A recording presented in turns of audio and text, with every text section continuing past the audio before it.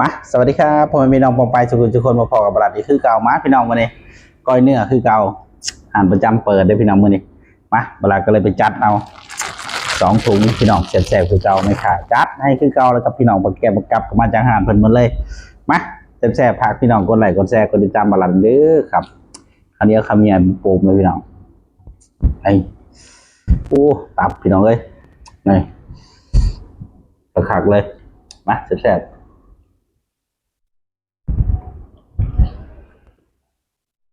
อืม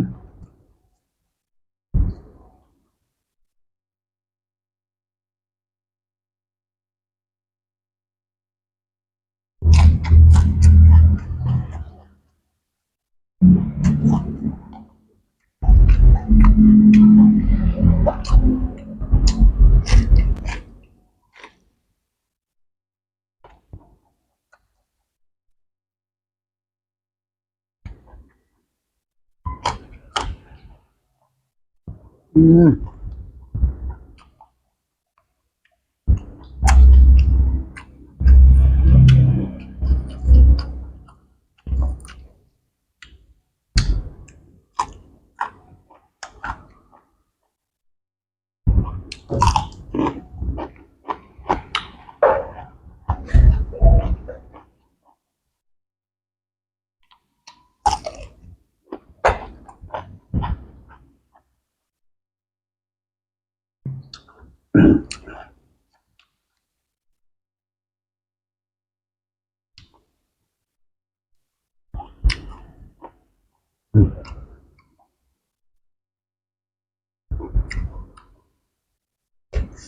อื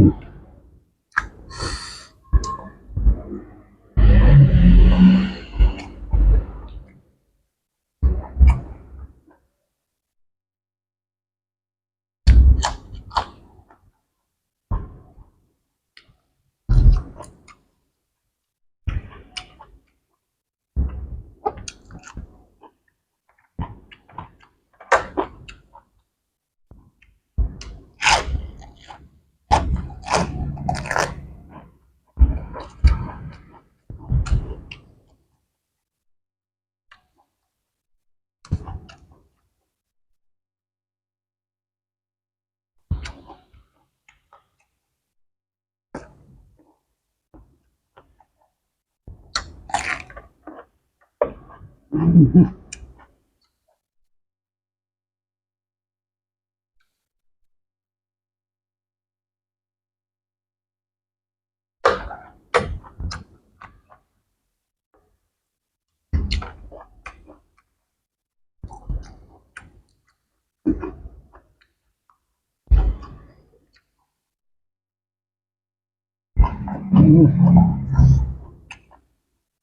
ก็หมื่นเนาะ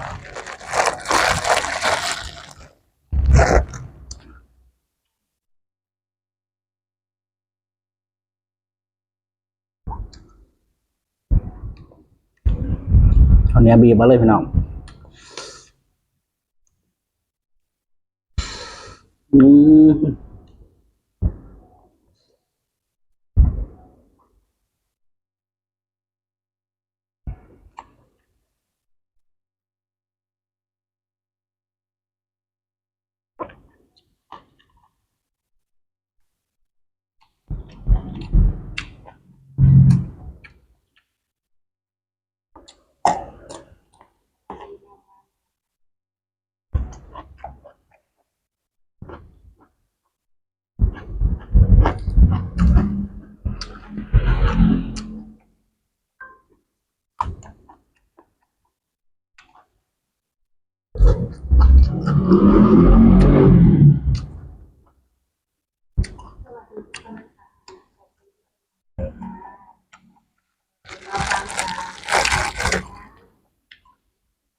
กำลังใจนะคะ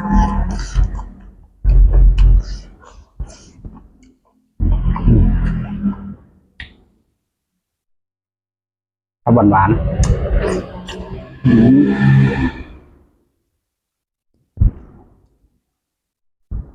เด้อครับตุ้ยน้ำกันกระคักเลย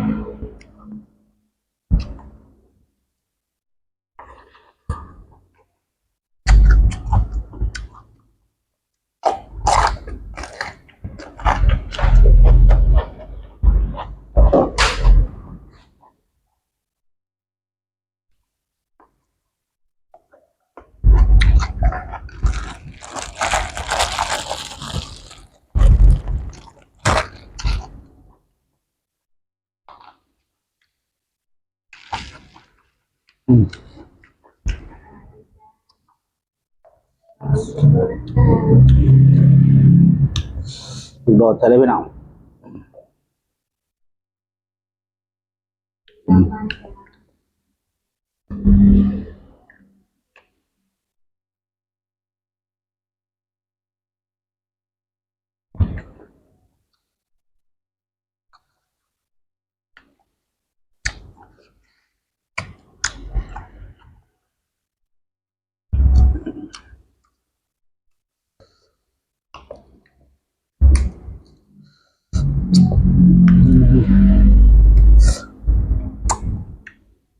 ผักม่วน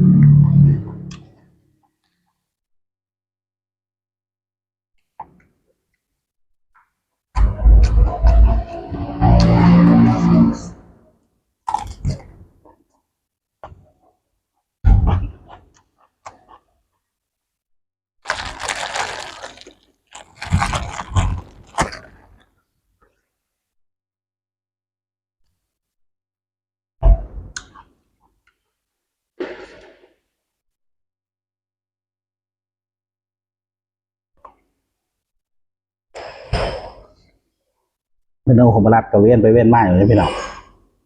เน้นเนื้อเป็นหลัก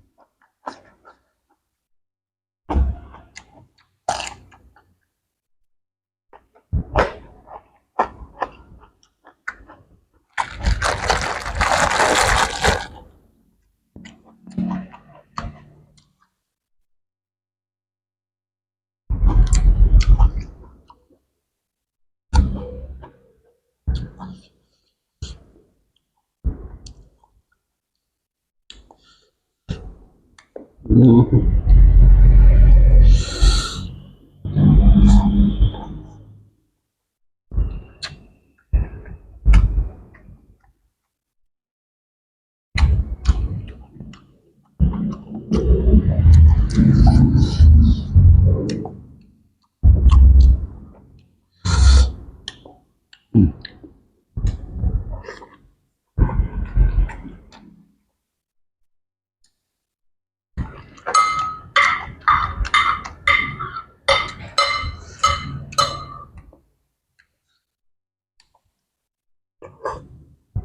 อืม